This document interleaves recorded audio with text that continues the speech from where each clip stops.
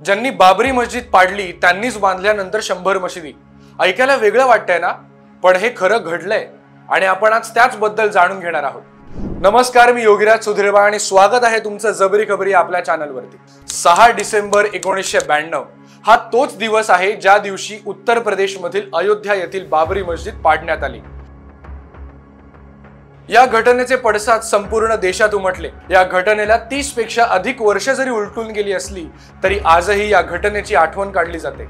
बाबरी मस्जिद पाडण्यामध्ये जे होते त्यातील अनेकांना अटक झाली, पण या सगळ्यामध्ये 2 नावं वेगळी ठरली। अशा 2 व्यक्ती ज्यांचा बाबरी मस्जिद पाडण्यात हात तर होताच, पण त्यानंतर आपण पाप केलं या जाणीवेतून त्यांनी इस्लाम धर्म स्वीकारला आणि तिथून पुढे 100 पेक्षा जास्त मशिदी बांधल्या। आणि या 2 व्यक्ती म्हणजेच बलवीर आणि योगेंद्र।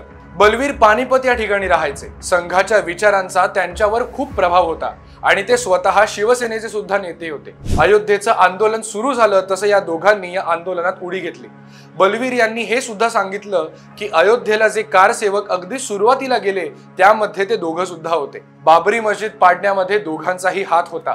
बाबरी पाडल्यानंतर बलवीर जेव्हा हरियाणामधील पानिपत या आपल्या गावी आले तेव्हा त्यांना भरपूर मान सन्मान देण्यात आला, पण त्यांच्या घरातील लोकांची प्रतिक्रिया मात्र आश्चर्यकारक होती। त्यांच्या घरातील लोक हे धर्मनिरपेक्ष लोक होते, त्यामुळे बलवीर यांची ही कृती त्यांच्यासाठी मोठा धक्का होता आणि त्यावेळीच बलवीर यांना त्यांच्या चुकीची जाणीव झाली आणि यामुळेच पुढे जाऊन बलवीर आणि त्यांचा साथीदार योगेंद्र यांनी इस्लाम धर्म स्वीकारला।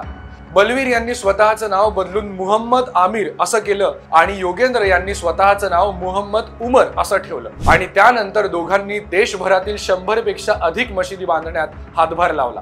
इतकंच नाही तर बलवीर यांनी इस्लामचा प्रचार सुरू करण्यासाठी एक शाळा सुद्धा सुरू केली। देशातील एका मोठ्या घटनेचा भाग असणं, त्या घटनेनंतर मनात आलेली अपराधीपणाची भावना आणि त्यानंतर उचललेलं एक आगळं वेगळं पाऊल याबद्दल तुम्हाला काय वाटतं हे आम्हाला कमेंट करून नक्की कळवा आणि अशाच इंटरेस्टिंग गोष्टी जाणून घेण्यासाठी जबरी खबरी आपल्या चॅनलला नक्की सबस्क्राइब करा आणि आमचे व्हिडिओज तुम्ही FB आणि Instaवरही बघू शकता, त्यामुळे आम्हाला फॉलो करा। धन्यवाद।